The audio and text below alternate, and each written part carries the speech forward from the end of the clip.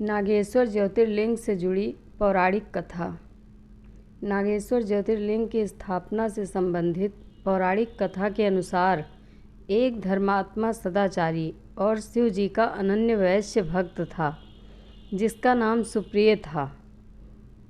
एक बार जब वह नाव पर सवार होकर समुद्र मार्ग से कहीं जा रहा था तो गलती से उसकी नाव उस क्षेत्र में चली गई जहाँ दारुका नाम की एक प्रसिद्ध राक्षसी थी जो पार्वती जी से वरदान प्राप्त कर अहंकार में चूर रहती थी।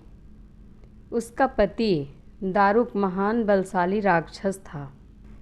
उसने बहुत से राक्षसों को अपने साथ लेकर समाज में आतंक फैलाया हुआ था। पश्चिम समुद्र के किनारे सभी प्रकार की संपदाओं से भरपूर 16 योजन विस्तार पर उसका एक वन था जिसमें वह निवास करता था।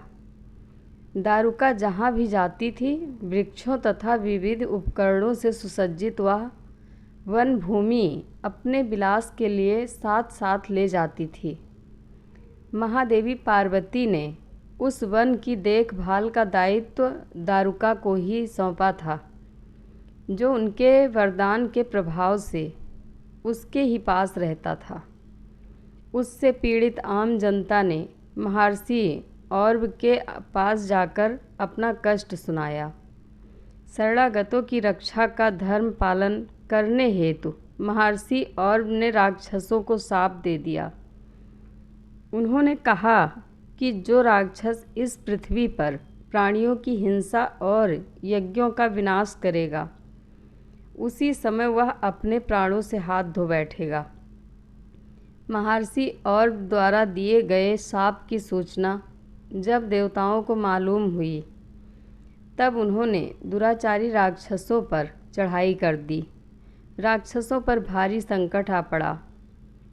यदि वह युद्ध में देवताओं को मारते हैं तो शाप के कारण स्वयं मर जाएंगे और यदि उन्हें नहीं मारते तो देवता उन्हें मार डालेंगे। उस समय दारुका ने राक्षसों को सहारा दिया और महादेवी पार्वती के वरदान का प्रयोग करते हुए वह संपूर्ण वन को लेकर समुद्र में जा बसी। इस प्रकार राक्षसों ने धरती को छोड़ दिया और निर्भयतापूर्वक समुद्र में निवास करते हुए वहाँ भी प्राणियों को सताने लगे। इसी वन क्षेत्र से गुजरने के क्रम में राक्षस दारुक ने सभी लोगों सहित सुप्रिय का अपहरण कर लिया और अपनी पुरी में ले जाकर उसे बंदी बना लिया। चूँकि सुप्रिय शिव जी के अनन्य भक्त थे इसलिए वह हमेशा शिव जी की आराधना में तन्मयता से लगे रहते थे।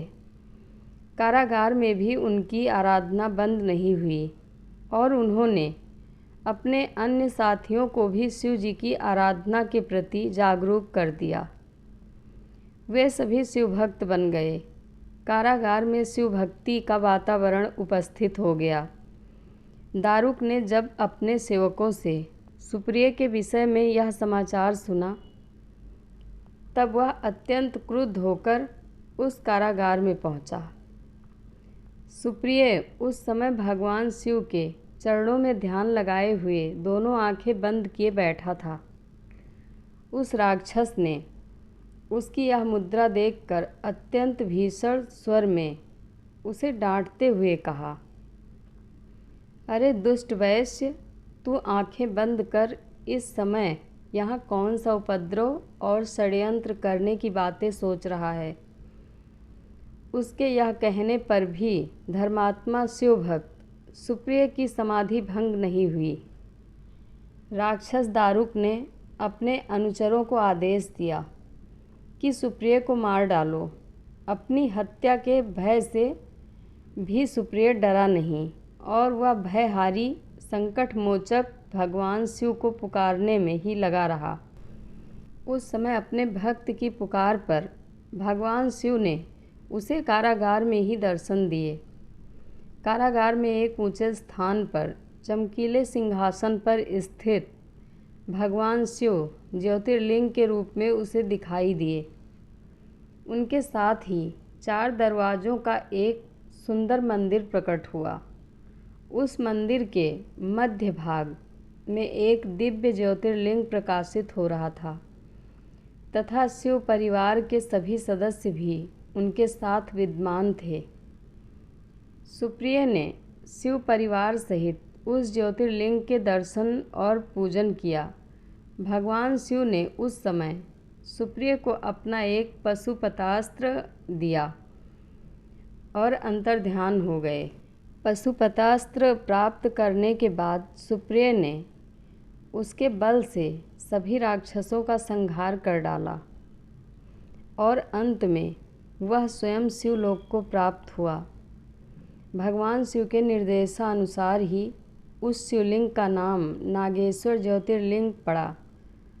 लीला करने के लिए स्वयं शरीर धारण करने वाले भगवान शिव ने अपने भक्त सुप्रिय आदि की रक्षा करने के बाद उस वन को भी यह वरदान दिया कि आज से इस वन में ब्राह्मण, क्षत्रिय, वैश्य तथा शूद्र इन चारों वर्णों के धर्मों का पालन किया जाएगा।